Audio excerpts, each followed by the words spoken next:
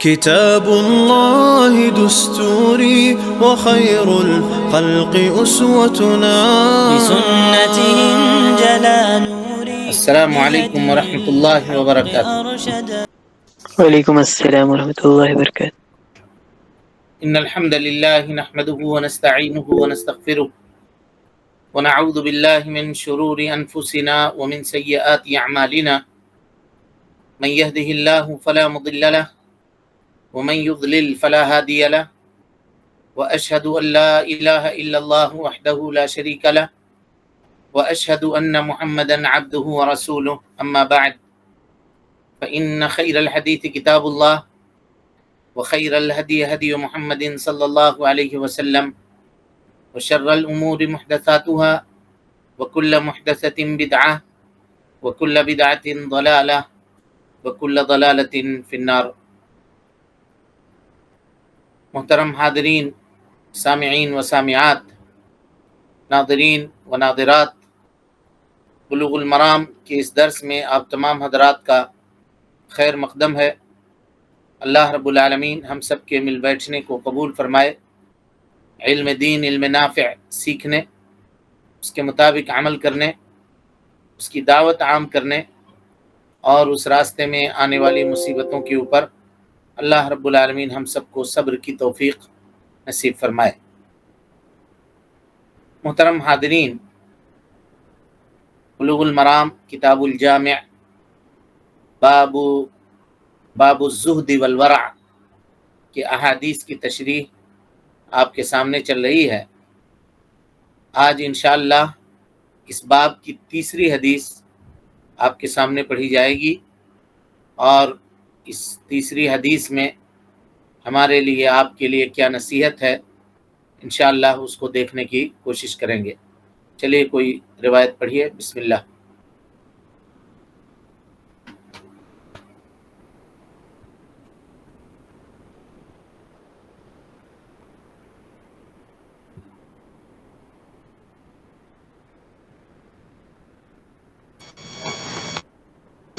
الحمد للہ وحدہ والصلاة والسلام علی من لا نبی بعد، اما بعد، فاعوذ باللہ من الشیطان الرجیم، بسم اللہ الرحمن الرحیم۔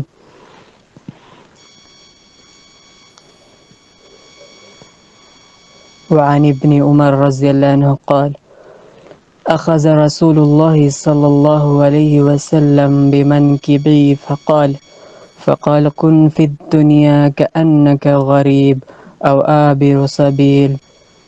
وكان ابن عمر رضي الله عنهما يقول إذا أمسيت فلا تعتذر الصباح، وإذا أصبحت فلا تعتذر الأمساء، وخذ من صحتك لسقمك ومن حياتك لموتك، أخرجه البخاري۔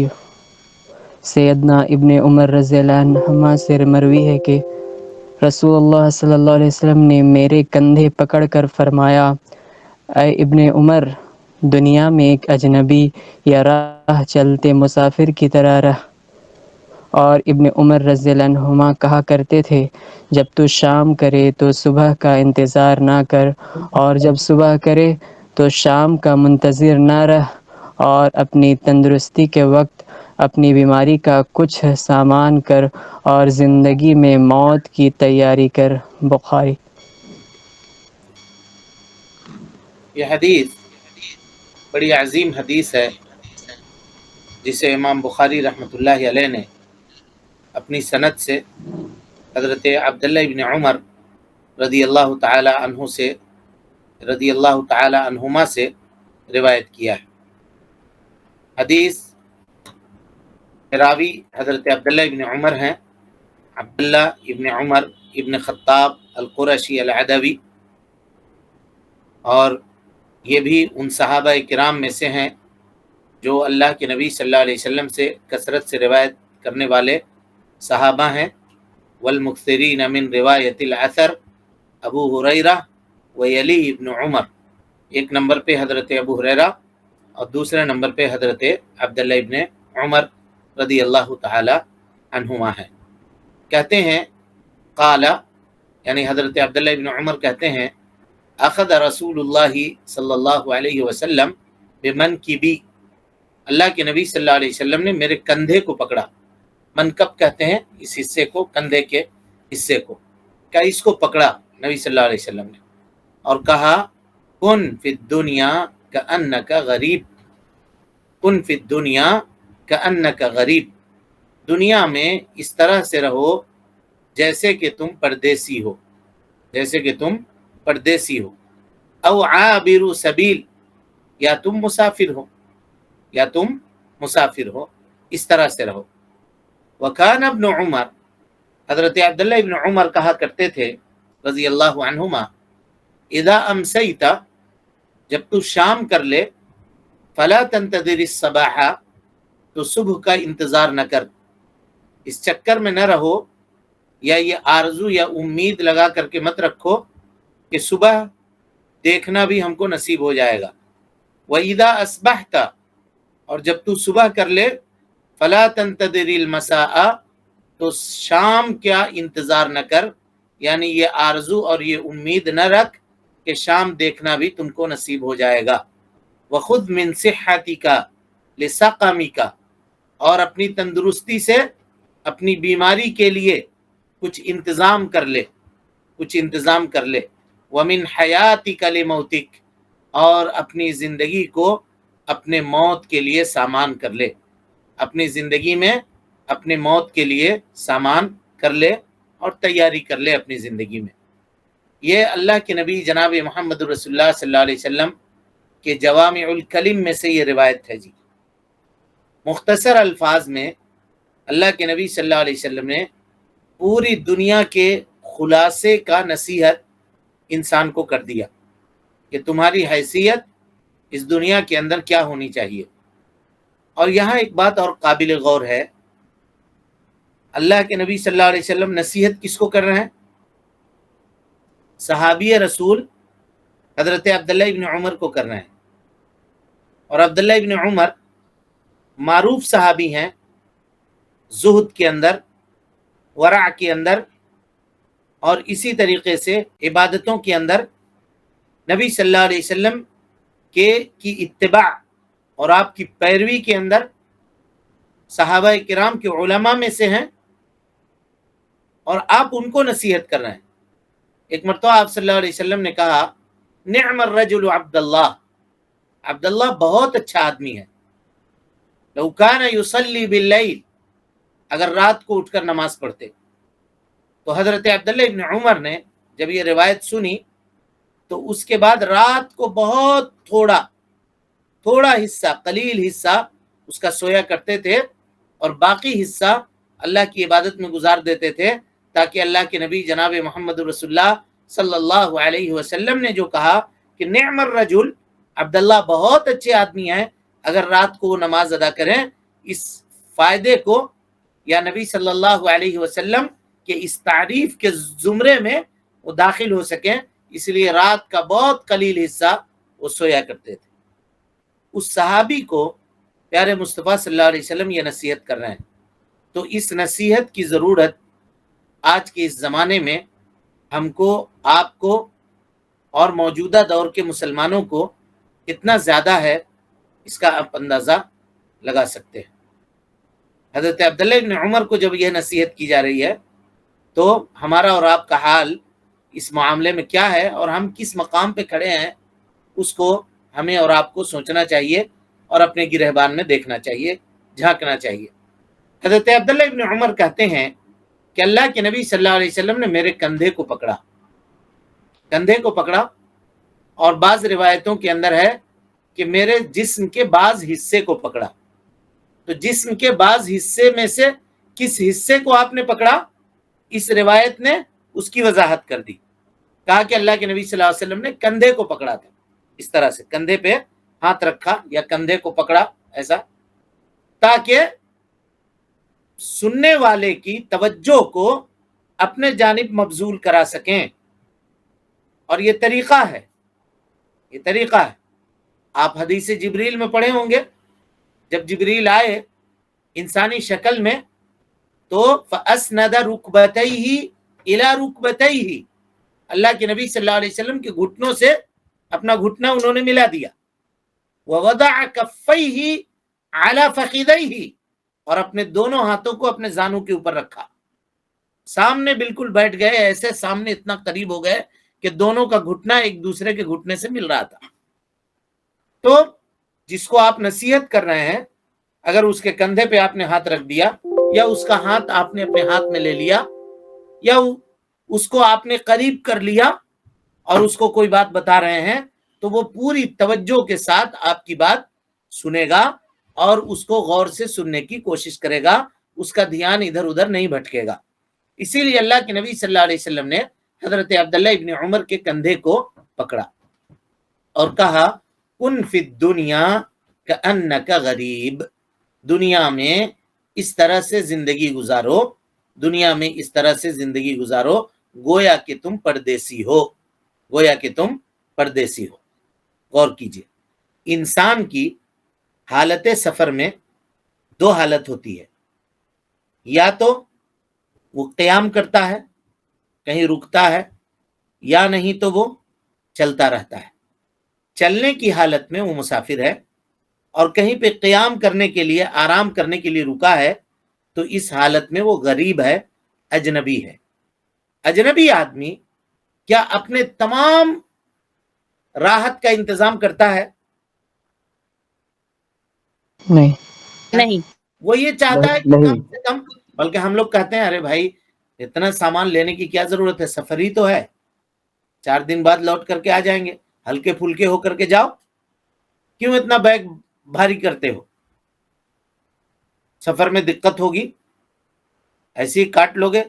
گھر میں اگر ہر روز کپڑا بدلتا ہے آدمی، یہ فیکٹ بتا رہا ہوں، تو سفر میں ہوتا ہے تو کوشش کرتا ہے کہ 2 دن میں ایک کپڑا بدلے، کیونکہ کم ہوتا ہے کپڑا، کم ہوتا ہے سامان. لہذا کہا کہ اگر ایک آدمی کن فی الدنیا کأنک غریب، دنیا میں اس طرح سے زندگی گزارو گویا کہ تم اجنبی ہو. اجنبی جو آدمی ہوتا ہے وہ کسی سے بہت میل جول نہیں رکھتا، بہت زیادہ لوگوں میں گھلنے ملنے کی کوشش نہیں کرتا، اپنا کام سے کام کرتا ہے اور کر کے چلاتا ہے.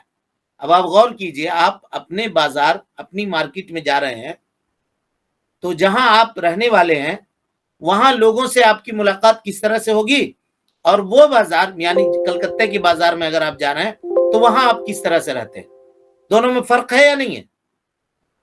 جی. اپنا جو کام سے کام ہے وہ کام کیا اور کر کے اپنے واپس آ گئے. جتنا کم سے کم وقت لگانا ہے اتنا کم سے کم وقت لگایا اور لگا کر کے واپس آ گئے. یہ بتایا جا رہا ہے. اب یہاں پر کوئی آدمی یہ کہے گا کہ آپ تو ایسا کہہ رہے ہیں، اس کا مطلب یہ ہے کہ ہم کچھ زیب و زینت اختیار نہ کریں، ہم اچھا نہ رہیں. قل من حرم زینت اللہ التی اخرج لعباده، اللہ تعالیٰ کہتا ہے کہ اللہ نے اپنے بندوں کے لیے جس نعمت کو نکالا ہے، زیب و زینت کے سامان کو جو نکالا ہے، اس کو حرام کس نے کیا ہے؟ یہ حرام کرنے والی بات نہیں ہو رہی ہے، لیکن بات یہ ہو رہی ہے کہ آدمی نماز کے لیے جائے، مسجد میں خطبہ سننے کے لیے بیٹھے، 10 منٹ اگر تاخیر ہو جائے تو باہر نکل کر کے امام کا تبصرہ شروع کر دے. ارے تو پھر جلسہ ہی کر دینا چاہیے تھا، عصر کے ساتھ پڑھا دینا چاہیے تھا نماز. اور یہی چیز اگر آپ دنیا کے کسی کام کے لیے بیٹھے ہوئے ہیں، وہاں اگر 1 گھنٹہ بھی تاخیر ہو جائے تو کوئی مسئلہ نہیں ہے، آرام سے بیٹھے ہوئے ہیں. 10 منٹ مسجد میں گزارنا بہت مشکل لگ رہا ہے، لیکن فیس بک پہ، واٹس ایپ پہ اور دوسری چیزوں کو دیکھنے میں گھنٹوں گھنٹہ پار کر دے رہے ہیں، ہم کو کوئی تکلیف نہیں ہو رہی ہے، بہت آرام ہے، بہت آسان ہے. یہ ہے اصل مطلب. اس کا یہ مطلب نہیں ہے کہ آدمی اچھا نہ پہنے، اچھا نہ کھائے، اچھا نہ گھر بنائے، اچھی زندگی نہ گزارے، نہیں، اس کا یہ ہرگز مطلب نہیں ہے. اسلام کے دائرے میں رہ کر کے آپ کیجئے، لیکن اس زندگی کا کیا فائدہ، اس مال کا کیا فائدہ کہ آپ مال کمانے کے لیے جمعہ کی نماز تک چھوڑ دے رہے ہیں. سیزن کا بزنس ہے، ہم کو کمانا پڑے گا. اب آپ بازاروں کی حالت دیکھ لیجئے، جس دن اگر کوئی پوجا کا، تیوہار کا کوئی دن ہے اور اس دن تجارت خوب زور پکڑی ہوئی ہے, لوگ بازاروں میں آئے ہوئے ہیں, اکثر مسلمان جمعہ پڑھنے نہیں آتے ہیں, اور جمعہ پڑھنے نہیں آتے ہیں تو ظہر پڑھنے نہیں آتے ہیں. تو آپ کیا کہیے گا کہ وہ آدمی غریب بن کے زندگی گزار رہا ہے؟ بولیے, نہیں وہ غریب بن کے گزار رہا ہے جی زندگی؟ نہیں. دونوں طرح سے معاملہ ہے. جمعہ کی اذان اگر ہو جائے تو اس کے بعد خرید و فروخت کرنا مرد کے لیے حرام ہے, یہ جان لیجئے.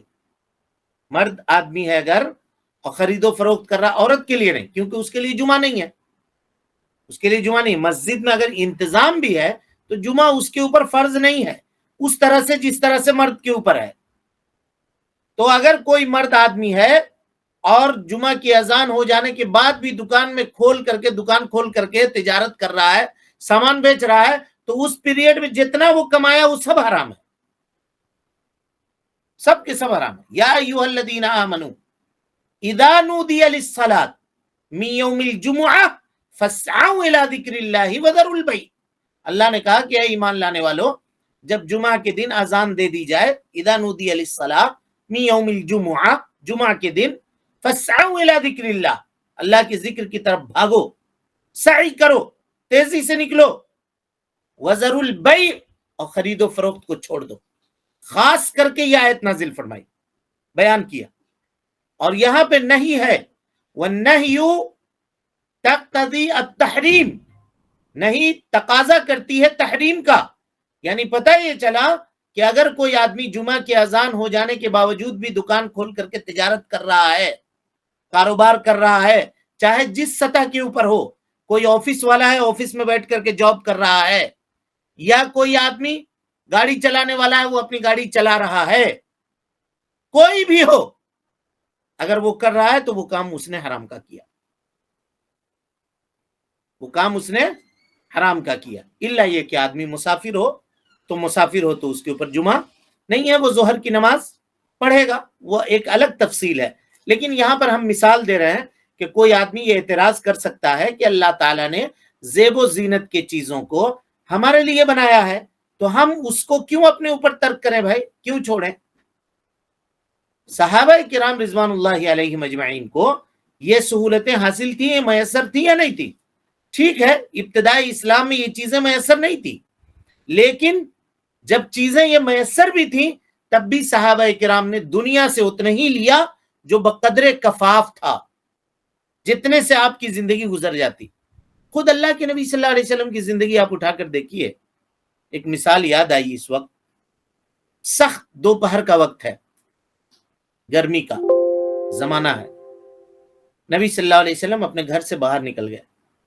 عام طور پہ آج بھی یہ رواج ہے, آپ مکہ میں مدینہ میں جا کر کے دیکھ لیں, شہر میں نہیں, تھوڑا سا دیہات کی طرف اگر جائیں تو کوئی آدمی انسان آپ کو گھر کے باہر نہیں ملے گا دوپہر میں, ظہر کی نماز کے بعد. ایک دم ایسا سناٹا ہوتا ہے کہ آپ کو لگے گا نہیں کہ یہاں پہ لوگ بھی رہتے ہیں, ایسا نہیں سمجھ میں آئے گا, کوئی نہیں نکلتا ہے. یہ رواج ہے شروع سے, اور گرمی اتنی ہوتی ہے کہ کون نکلے گا. عین دوپہر میں اللہ کے نبی صلی اللہ علیہ وسلم نکلتے ہیں گرمی میں.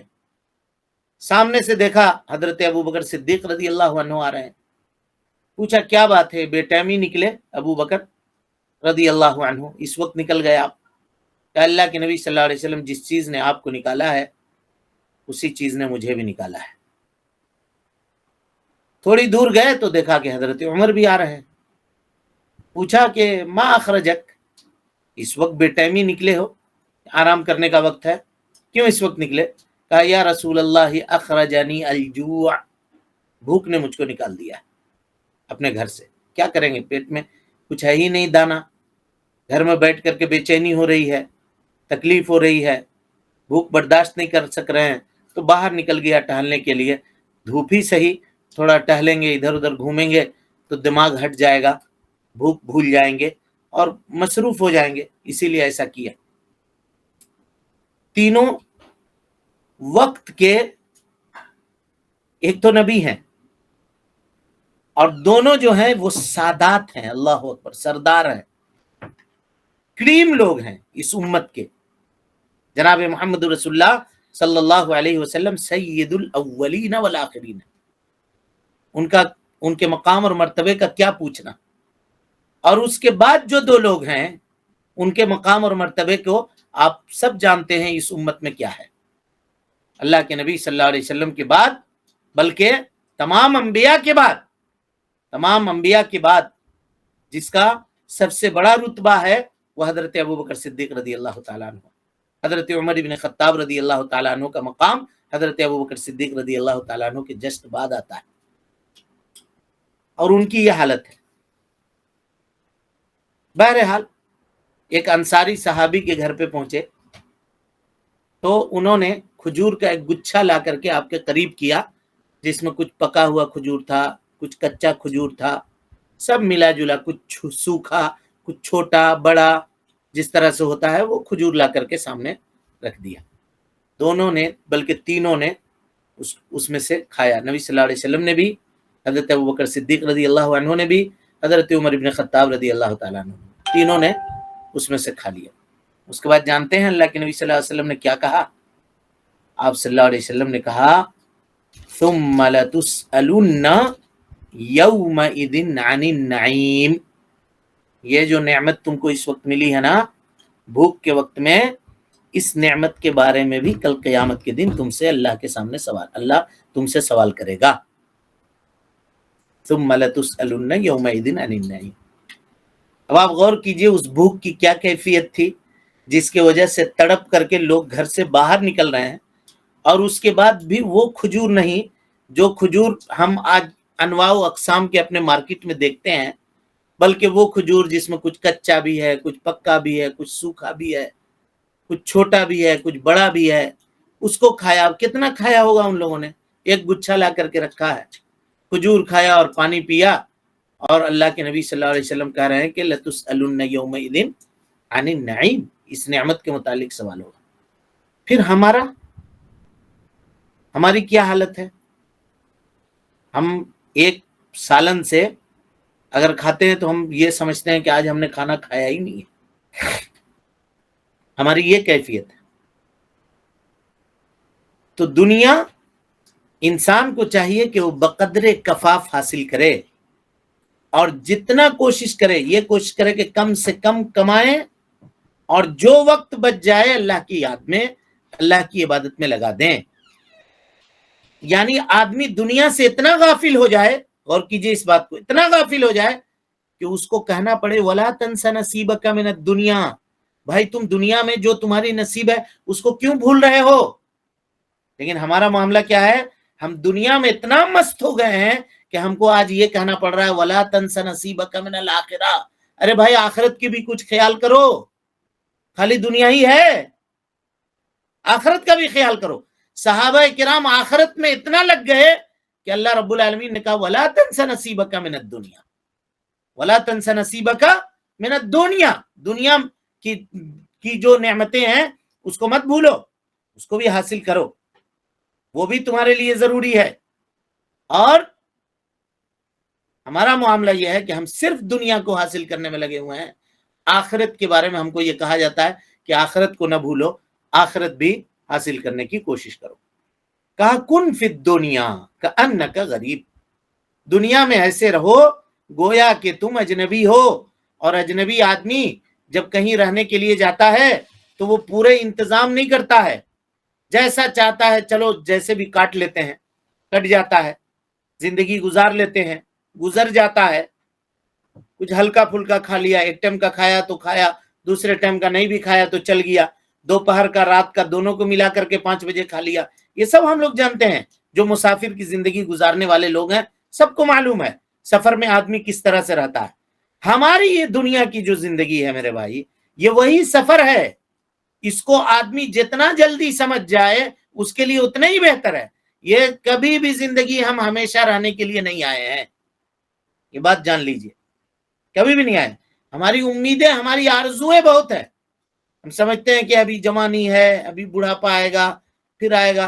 ارے بھائی موت کیا جوانوں کو نہیں آتی ہے؟ ایسے ایسے لوگوں کو بھی ہم لوگوں نے اپنے ہاتھوں سے دفن کیا ہوا ہے جن کے بارے میں ہم سوچے بھی نہیں تھے کہ یہ انتقال کر جائیں گے. اور کتنے ایسے مریض ہیں جو وینٹیلیٹر کے اوپر ہیں، گھر والے یہ سوچتے ہیں کہ آج لگتا ہے آخری دن ہے، کل لگتا ہے آخری دن ہے، اور وہ سالوں زندہ رہتے ہیں. یہ ایسا ہوتا ہے یا نہیں ہوتا ہے؟ جی یہاں اس کے چکر میں پڑ کر کے آدمی کیوں اپنی سب کچھ تباہ کرنے کے لیے تیار ہے؟ کن فی الدنیا کأنکا غریب، دنیا میں اس طرح سے رہو گویا کہ تم اجنبی ہو. اور اس کے بعد کہا او عابر سبیل، چلو اگر اجنبی کی طرح کی بات نہیں ہے تو اس طرح سے رہو جو راستے پہ چل کر کے جا رہا ہے. جو مسافر ہے وہ کوشش کرتا ہے کہ کم سے کم سامان ہم لے لیں. اور ایک جگہ اللہ کے نبی صلی اللہ علیہ وسلم نے فرمایا کہ مسافر جو ہے السفر قطعۃ من النار، سفر جو ہے یہ جہنم کے ٹکڑے میں سے ایک ٹکڑا ہے، یا تکلیفوں کا سامان ہے. آدمی جب سفر میں ہوتا ہے تو نہ سو سکتا ہے صحیح سے، نہ اپنے ضرورتوں کو پورا کر سکتا ہے، نہ صحیح سے نہا سکتا ہے، نہ صحیح سے اپنے معاملات انجام دے سکتا ہے، نہ آرام کر سکتا ہے، کچھ بھی نہیں، نہ کھا سکتا ہے، کچھ بھی نہیں کر سکتا.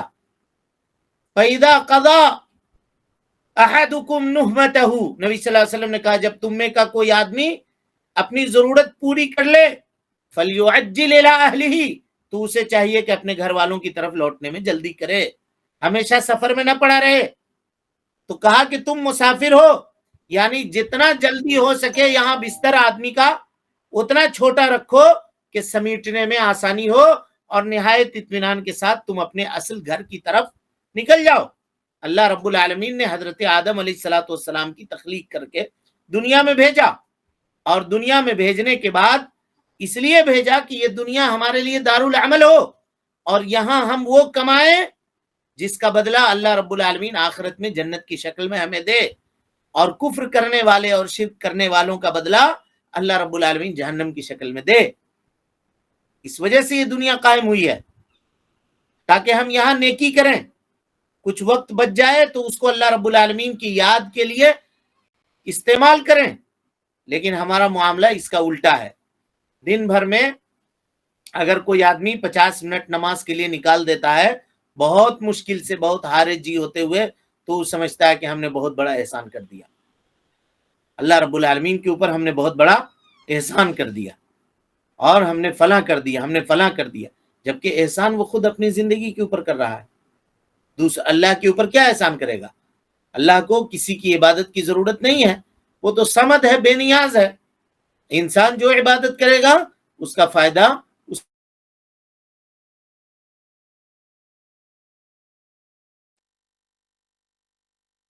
کو کی. حضرت عبداللہ ابن عمر نے اس نصیحت کو اتنا سیریس لیا اور اس طرح سے اپنی زندگی کے اندر اس کو بٹھایا جی کہ انہی کا قول ہے حضرت عبداللہ ابن عمر کا. وہ نصیحت کرتے ہوئے کہتے ہیں، کیا کہتے ہیں دیکھیے، کہتے ہیں جب تو شام کرے تو صبح کا انتظار مت کر، جب تو شام کرے تو صبح کا انتظار مت کر. کیا سمجھے اس کا مطلب؟ کیا سمجھے؟ مطلب یہ سمجھے کہ ابھی کا ہو گیا معاملہ تو چلو ٹھیک ہے ختم. اب ہمارا معاملہ یہ ہے کہ ہم پلاننگ کرتے ہیں. آدمی آج کل یہ چاہتا ہے کہ ہم تو خوش رہیں، سکون سے رہیں، میرا بیٹا بھی سکون سے رہے. اب بیٹا نہیں، پوتے تک کی پلاننگ کر رہے ہیں لوگ. اب ہمارا پوتے اب پوتی جو ہو تو ان کے زندگی میں بھی جو معاملہ ہو وہ نہیں ہو، تو پریشانی اور دکھ اور تکلیف نہیں آنی چاہیے. یہ کہنا چاہ رہا ہے کہ موت ہمیشہ تمہارے سر کے اوپر منڈلا رہی ہے. صبح اگر مل گئی ہے تم کو اللہ رب العالمین کی نعمت سے، اب موت اور کتنا اس کے بارے میں نصیحت کی جائے گی. اب غور کیجئے، جب ہم سوتے ہیں بستر پہ جاتے ہیں تو دعا پڑھتے ہیں اللہم بسمک اموت و احیا، اے اللہ تیرے نام سے ہم مر رہے ہیں، سو رہے ہیں. اس کو تعبیر کیا موت سے، اموت، مر رہے ہیں، تاکہ یاد کرو ہو سکتا ہے کہ بستر پہ جو گئے ہو یہ کہیں آخری نہ ہو جائے. آنکھ بند ہے تو آنکھ کھلوے نہ کرے، صبح تم اٹھ ہی نہ سکو بستر سے. اموت، یہ کہہ کے آپ کو بتا دیا جا رہا ہے یہ ہم کو اور آپ کو یہ تعلیم دے دی جا رہی کہ ہو سکتا ہے یہ تمہاری آخری نیند ہو، اور دکان جو بند کر کے آئے ہو تالا، پتہ نہیں صبح میں تم کو کھولنے کا موقع کل ملے گا یا نہیں ملے گا، کہ کوئی دوسرا آدمی جا کر کے کھولے گا۔ اموتو، مر رہے ہو، اور پھر جب صبح آدمی بیدار ہوا تو اس وقت بھی اللہ کے نبی صلی اللہ علیہ وسلم نے یہی تعلیم دی کہ الحمدللہ الذی احیانا، تمام تعریف اس اللہ کے لیے جس نے ہم کو زندہ کیا۔ کب؟ بعدما اماتنا، جب ہم کو مر چکے تھے، ہم کو موت دے دی تھی اس نے، وَإِلَيْهِ النُّشُورُ، اور پھر اسی کی طرف لوٹ کر کے جانا ہے۔ یعنی بستر پہ آدمی بیٹھا ہی ہوا ہے، ابھی آنکھ مل رہا ہے، نیند سے اٹھا ہے، اور اسی وقت اس کو اللہ تعالیٰ یہ یاد دلا دے رہا ہے، سنو سنو، زندگی مل گئی ہے نا دوبارہ، آج جگ گئے ہو، منگل ہے، کل صبح بدھ ہے، اٹھے ہو نا؟ کہاں اٹھ گئے؟ تین چیز یاد رکھنا، احیانا، ہم نے تم کو زندگی دے دی ہے، بعدما اماتنا، اس حال میں کہ تم مردہ تھے، مر چکے تھے، نیند تمہاری، نیند موت کی بہن ہے، اور اسی کو کہا وَهُوَ الَّذِي يَتَوَفَّاكُمْ بِاللَّيْلِ، وہ اللہ رب العالمین ہے جو رات کے وقت تم کو موت دیتا ہے، یعنی نیند دیتا ہے، وَيَعْلَمُ مَا جَرَحْتُمْ بِالنَّهَارِ، اور پھر صبح میں جو تم کچھ کرتے ہو اس کو اللہ رب العالمین جانتا ہے۔ تو اللہ یہ بتانا چاہ رہا ہے کہ موت کے بعد، نیند کے بعد اللہ نے تم کو زندگی دی ہے، اس کا یہ مطلب نہیں ہے کہ تم اب جو من چاہے وہ کرو، وَإِلَيْهِ النُّشُورُ، اسی کی طرف تم کو لوٹ کر کے آنا ہے، تو وہی کام کرنا، اتنے ہی بوجھ اٹھانا، اتنے ہی گناہ کرنا جتنے کا عذاب جھیل سکو اور جتنے کا جواب دے سکو، اس سے زیادہ مت کرنا، ورنہ بہت بھاری ہو جائے گا اور تمہارے لیے بڑا مسئلہ ہو جائے گا۔ باب الزہد والورع کی گفتگو چل رہی ہے، انشاءاللہ اس حدیث کی مزید تشریح ہم آپ کے سامنے کریں گے۔ رب العالمین سے دعا ہے کہ اللہ تعالی ہمیں اور آپ کو حسن عمل کی توفیق دے، رب العالمین ہم سب کی اصلاح فرمائے، نیکیوں کو قبول کرے، سیئات سے درگزر فرمائے، جب تک زندہ رکھے دین اسلام پہ زندہ رکھے، اور جب اٹھائے ایمان پہ اٹھائے۔ آمین وآخر دعوانا ان الحمدللہ رب العالمین۔ کوئی سوال ہے کسی کے پاس؟ السلام علیکم ورحمۃ اللہ وبرکاتہ۔ وعلیکم السلام۔ شیخ، جیسے جمعہ کے اذان کے بعد جو خرید و فروخت حرام ہو جاتی ہے، لیکن اگر دکان پہ اگر کوئی جیسے نان مسلم سٹاف ہے، جی جی بولیے۔ کہ اگر دکان پہ کوئی نان مسلم اگر سٹاف ہے تو اس سے وہ بھی اگر خرید و فروخت ہو تب بھی وہ بھی حرام ہوگی کیا؟ نہیں نہیں، وہ کرے، اس میں کوئی حرج نہیں ہے۔ مطلب مسلمان بندہ جو خود سے مسلمان کرے جو وہ آدمی ہے، ظاہر ہے جو مسلمان ہے وہی نہ ہے، جی جی جی اب اس کو تو آپ جمعہ کی نماز کے لیے لے کر نہیں جا سکتے۔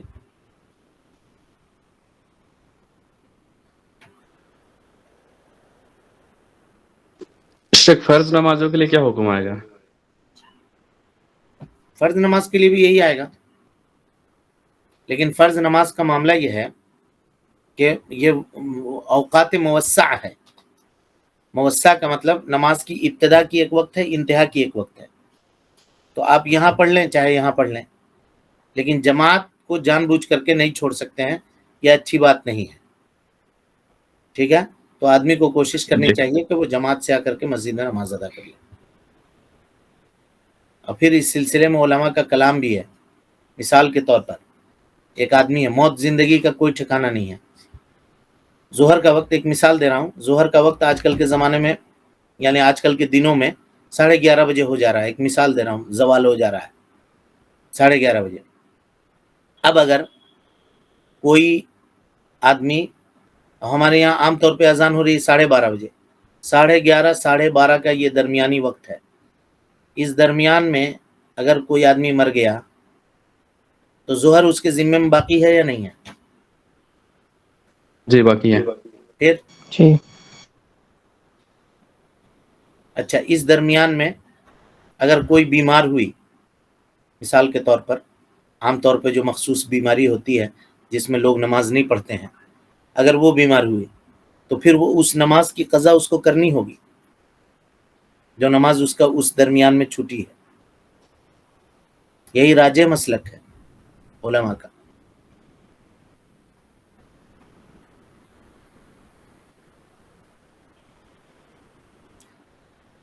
چلیں، السلام علیکم ورحمۃ اللہ وبرکاتہ. دستوري وخير الخلق أسوتنا بسنته انجلى نوري لهدي الحق أرشدنا